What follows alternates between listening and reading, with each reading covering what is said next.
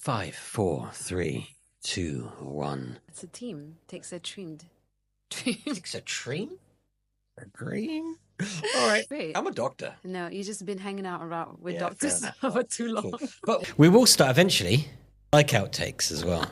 But when it comes to editing, my wife goes nuts. She's like, no, can't do that. No, can't do that. You know, and in the end, I end up with medical stuff, which is good. And that's why we're here. But at the end of the day, I like to add a little bit of humor into the affair. Do you know what I mean? Do that again. Welcome back to I'm Not a Doctor, but my wife is. I'm very excited to be co-hosting once again for our episode 2, Fertility Health, with my wife, Dr. Mantalia, who's the medical director and the co-founder of the Rosewood Clinic. Yay. Excited? Yeah. We got to episode 2. Yeah. Woohoo! Okay, today we're talking about fertility health. Now, it's a tough subject. Isn't it really? Yes. You know, for many people out there, I've got 4 children, so not so much of a challenge with me directly, but for many of our patients, and also with yourself, fertility health has been an issue. So why don't we start with that? Give us a personal story. Yeah, I mean, like, I think for a lot of the viewers and a lot of people who know me, know that I was struggling with PCOS and endometriosis. And of course, those are 2 reasons to actually reduce your fertility rate or fertility chances, right? Right. And so I had those 2 things working against me. And I think it was also the age factor for me as well. So I got married late. Married late? Yeah, I got married late. She was waiting for me. Okay, so you found me, Yeah. right? And how a old? bit too late. A bit too late. How old were you when you conceived? 38. 38. Yeah, so it was just touching into 39. Yeah, just touching, right? So, I mean, we tried for about 2 years, and then I said, I think we both decided, okay, I don't think we want to wait any longer. And then, you know, being a doctor and knowing what my chances are and also knowing what the fertility rate is as we age. Right. And then I was like, okay, I think we have to do this now. And so then we had seen a fertility specialist, and of course IVF was recommended. Due to your age, right? Yeah. And reduction of eggs? Okay, so a woman is usually born with a set number of eggs. That would be 1 to 2 million. Yeah. Okay, and then as we age, then that number reduces. So that's like the egg reserve, right? And so then, for example, at 40, you know, you're only down to like 2% of what you actually had. Is that low, is it? Yes. Blimey. Yeah. Women are more aware now of their condition, especially as they age. Yeah. You know, eggs drop and reduce and that type of Yes. thing. Now, a special shout out here as well, because we went on an IVF journey ourselves, didn't we? And our little baby is now 1 year old. Yes. Elisa, she's lovely. She was crying like mad. That's why we're late today. Yeah, we were but late. normally she's a lovely girl. Yeah. Right? And so coming back to this though, one of the interesting things I thought was that we decided to take an IVF journey. We went with, I'm going to shout the name out here because I thought they're great. Sunfert. Yeah. We worked with Dr. Eason, Dr. Wong, Dr. Wong Pak Singh. Great journey. Really enjoyed it. Went well. Yes. Now, they're great at what they do. But often, where do we come in? Where does functional medicine come in? Because we have a lot of patients as well that come into the clinic with PCOS, with endometriosis, right? Yeah. Okay, endometriosis as well. Yeah. But also, regardless of whatever the condition is, they want to be primed to conceive. Yes. So where does environment, diet, and nutrition come into all of this and others? There's more evidence now to what we put into ourselves or what we put onto ourselves, what we're exposed to. I know where you're going with this so one. the So you're not just talking environment- about diet and Yes. nutrition. You're also talking about the one things which that you're exposed perfumes. to. Yeah, not just perfumes, chemicals, you know, chemical exposures, toxins, right? And so all of that can cause damage to our cells. It can be toxic to our cells. Then that can lead to inflammation. What you mean, like right? eau de perfumes or whatever they call? Yeah, phthalates. They're phthalates. Yeah, okay. so They have phthalates inside. Phthalates, yes. Every and- single one, or just some of them? Yeah, most of the perfume has phthalates. That's fragrances. So perfume, and so we're talking about other kinds of chemicals, like things like, you know, women are always exposed to a lot of chemicals like makeup, skincare, hair care, body care, all of that. So all of these different types of things, basically, are they and I'm going to use this word like like I know what I'm talking about, which I don't know. Are they endocrine disruptors? Yes, that's good. Oh, wow. yeah. You know your I stuff. didn't even research that. I Yeah. kind of knew that. Yeah, okay, that's great. I'm a doctor. No, you've just been hanging out around with Yeah, doctors fair enough. for Alright, too yeah, long. true. But what do you mean endocrine disruptors? What are Yeah. we saying exactly? Okay, so we've got something like, I've mentioned like perfumes and makeup. All of this, a lot of them have estrogen. So we call them xenoestrogen. And so they can mimic our own estrogen. And so that's one of the things that we see a lot in the clinic, women who have estrogen dominance. So we talked about the kind of we talked about hair products and we talked about makeup and we talked about the sprays and that type of stuff as well. What about diet and nutrition? Now there's more evidence to suggest that, what we actually put into ourselves, what we put onto ourselves, and the environment that we're in, all of that plays a huge role in terms of health. And now fertility health, right? And so all of this can affect egg quality. So this is what I wanted to bring it to, because it's not just about doing the IVF. It's not just like jumping the gun. You need to be ready to do that. And that's also what I did in my journey. And you saw that, right? So what you did is a precursor Yes. to, can I say it's like preparing to get pregnant? Yeah, exactly. So, and I think I was doing that for the 2 years prior to deciding that we were going to do IVF. So I was already optimizing my fertility health. It was like, balancing out my hormones. Like I did have estrogen dominance. That's why I'm very familiar with this. I already told you that I have PCOS and endometriosis. So it was about kind of like addressing my diet, addressing my lifestyle, managing it with some supplements as well. It's a combination of all those things together that actually helped us in securing our first successful transfer with IVF. Good job, mummy. Yeah. That's okay. So so it's not one thing. Yeah. So it's not the fact that I'm going to stop wearing makeup or I'm going to reduce the amount of makeup I'm wearing, but it's like, okay, I'm going to wear a little bit less makeup. I'm going to not bathe in eau de toilette or whatever it is as well. I'm going to reduce and not be exposed to a lot of chemicals, right? And, be mindful correct. of that. And I'm not going to eat processed food. I'm going to cut down on all of that crap because we know that's not good for us anyway. How can it be good for fertility health? Because it can't be, can it? Right? Yeah. But okay, here's the thing. Here's a big one I'm going to put. It's not just for women, is it? Yes. It must be a man's thing as well. Yeah. Because there's two of us, right? Yeah. And because we were talking about inflammation, right? So inflammation can be very toxic to all our cells, and that would include our eggs and sperm. And so another thing is that, when we're talking about eggs, right, egg quality, it's sort of like your ovaries are kind of like the vault, and then you've got all these eggs kind of like standing in line to come out kind of like every month. Fixed number? Yeah, a fixed number, yes. But it reduces as your reserve reduces as well. Like your bank account, isn't it? Really? Yeah, it's sort of like that, yes. Yeah. Okay. But I just can't deposit. There's only withdrawals. Right? Okay, got it? Yeah, exactly, yeah. Unfortunately for so women, do men have to look after all of the things you spoke about as well? It's more of like a sperm quality versus an egg quality, right? And so, but for women, it's a little bit tricky because we're also kind of like born with the number of eggs that we ever will have. Right. And then it's also like, if these eggs have been standing there, so all of them kind of like are standing in line and trying to get out, every month.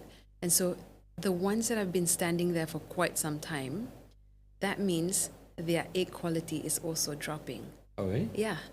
Is the same for sperm, I wonder? I don't even know. No, it's not. And look, we're not gynecologists or obstetricians anyway, so that's not our area. Yeah. But at the end of the day, it's making sure that you're in top physical, mental, prime condition in order to deliver a baby. Yeah, and the man as well to do what he needs to do. Yeah. I mean, it was interesting. I saw this documentary, Molly Bloom. She's very famous for running her like underground poker night thing, like amongst all these Hollywood celebrities. Now or in the past? In the past, and then she got caught by doing that. But it was interesting because she shared her fertility journey because she had done IVF 9 times. Yes, 9 cycles, not just like kind of 9 rounds, 9 cycles of doing all the injections and everything. And so it was only, it was successful on the 9th time, but she said that for all those times she didn't really look into like kind of egg quality, and then at one point she's like, okay, there must be something else that I could do here, to optimize my egg quality, and she did exactly that. That is the So word. she had taken some supplements, you know, she had done certain things, some changes in her lifestyle, diet, and that's what actually helped work, or, you know, secure a successful chance for her. Lovely. Yeah. What a great story. So it's optimization. Yes, Like we that's do right. in the clinic every day. Whatever it is, whatever the condition is, the Yeah. idea is to optimize ourselves. as Yeah. well.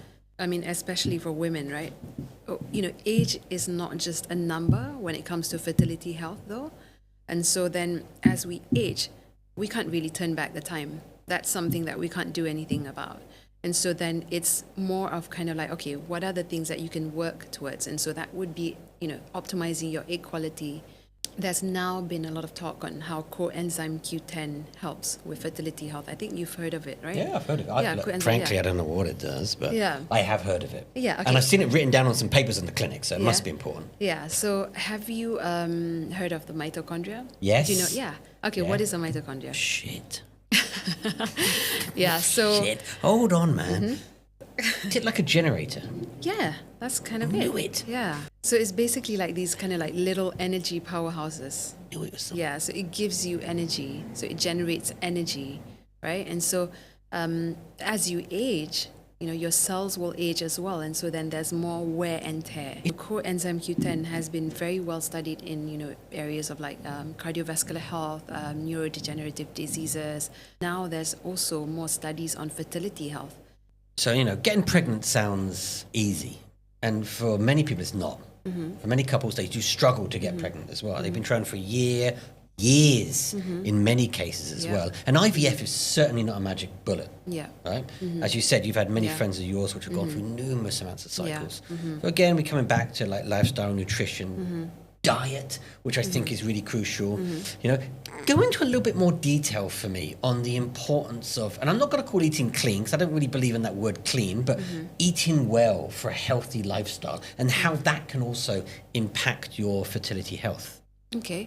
So, I mean, what you put inside your body is very important for fertility health and egg quality, right? And so, Cut the sugars out. yeah. Right? Sugars can't be good anyway, right? I mean, yeah. not really. Processed food. Yeah, I mean, all of that, you know, all those things are really bad, what you just mentioned. You What know, else? Tell me about, processed what food, else is there? Processed food. Sugar cause a lot of inflammation. It's very Inflammation. toxic to the cells. And then you don't want anything kind of like saturated fat. You want healthy fats. You know, Like? yeah, Are you like talking avocados? avocados. Yeah, those are good. Nuts? Fish oil, nuts. Some Yeah, nuts. yeah, Maybe healthy nuts. Almonds. Yeah. Yes, almonds, walnuts, Brazil nuts. Yeah, all of those. And then you kind of want to also have more greens. You know, like more veggies. Rainbow. Yeah, Vegetable rainbow diet, rainbows. yes. I love that one. Yeah, right? yeah. So that would be rainbow like diet is always good. rainbow Yeah, diet. So more that would be colors kind of in like your diet. carrots, broccoli. I don't like broccoli. Just for the record, I Yeah. can't stand it, right? Yeah. But for those who like it, eat it. Broccoli, aubergine, you've got a bit of purple in there Yes, as well. yes. What have you got? A bit of yellow, so that would possibly be a bit of, what's yellow? Zucchini. Oh, okay. I think zucchini's yellow, right? Capsicum. Yes, yeah, all of capsicums. those are very rich in antioxidants. Right. Yeah, so those are really good for the cells. You know, it fights off all these free radicals, which can be oxidative stress. Right. And then it goes back to what we were just saying just now, mitochondrial dysfunction, which can't be good for cells. You know, so you want to kind of like have a better kind of like DNA repair for the cells as well. Right. So like fueling all those cells with good things, nourishing it. Speaking of nourishing as Yeah. well, one of the things which we do in the clinic, we nourish minds. Our in-house nutritionist, Yasmin, Yeah. is fantastic, isn't she? And what she does, she takes it to the next level. So whether it's fertility health or whether you're eating just to lose a bit of weight as well, she comes into the fold because what we do is very integrative in that manner, isn't it, really, Yes. as well? Yeah. So it's not just functional medicine on its own right, but it's bringing together our clinical psychologists, counselling psychologists as Yeah. well, nutritionists into the fold to try and create a holistic plan. Yeah. I just kind of want to bring light to something because I feel that sometimes people get confused about what functional medicine doctors do. And I always tell my patients, you know, we don't just treat diseases, you know, or a diagnosis. We treat our patients and their unique relationships to their diet, to their stress, to their sleep, to their environment. It's very holistic. Yeah. And look, if you have any questions for Dr. Iman, don't hesitate to drop us a message. Our number is 017-711-8121. And you can ask Dr. Mann lots of questions, whether it's here or via WhatsApp, so don't worry, we will answer. But I want to ask a quick question, 2 more before we end and call it a day, right? The question which really kind of burns for me is, if I'm a female or a male or a couple out there listening to this, is there such a thing as too late? Is there, is there too early? Yeah. Should I be looking to optimize my fertility health in my early 30s? Can I still do it in my early 40s? Or, do I have a window? Yes, there is a fertility window. Yeah. And so then, like I mentioned just now, you're born, like women are born with a number of eggs, 1 to 2 million. And then at puberty, you're down to about like 300 to 400,000. And then when you reach 40, it's down to 2%. So that's like about 20,000. And so then as your egg reserve drops, then the chances are also going to drop, right? So yes, earlier the better? The earlier the better, yes. But also working towards your fertility health, that's very important. Working towards, optimizing your egg quality. And that's everything from what we've mentioned just now, like lifestyle, your diet, some supplements that can actually help with egg quality, yes. Okay, last question. So give me, Doctor, I'm going to put you right on the spot now before we close it up. Give me 3 takeaways. So this is 3 take-home values that if you're looking to improve your fertility health, what you need to address first of all, or consider. Okay. First of all is managing your diet, so eating very good nutritious food, things that we were talking about, avoiding sugar, avoiding all those bad things, processed food, basically things that you can find on the shelf. Just, go towards the kind of like fridge. Home-cooked food. Yeah, home-cooked food. If you can, eat at home. Yes. We find a lot of our patients eat out all the time. Yeah. It ain't good. Yeah, that's where the problem starts. And then also have better management of your stress, because that could also fuel a lot of issues in your life, not just fertility health, everything else. And so then number 3 would be taking certain supplements that can actually optimize your fertility health. And apart from coenzyme Q10, there's a lot of other things as well. But that's one that I would recommend. Yeah, we can't give away too much. Right? Oh, hold some secrets in. Dr. Mantalia, thank you so much for being with me today. Today's topic was fertility health. I'm so excited. Today was great, and I look forward to another episode soon. Yep. Thank you.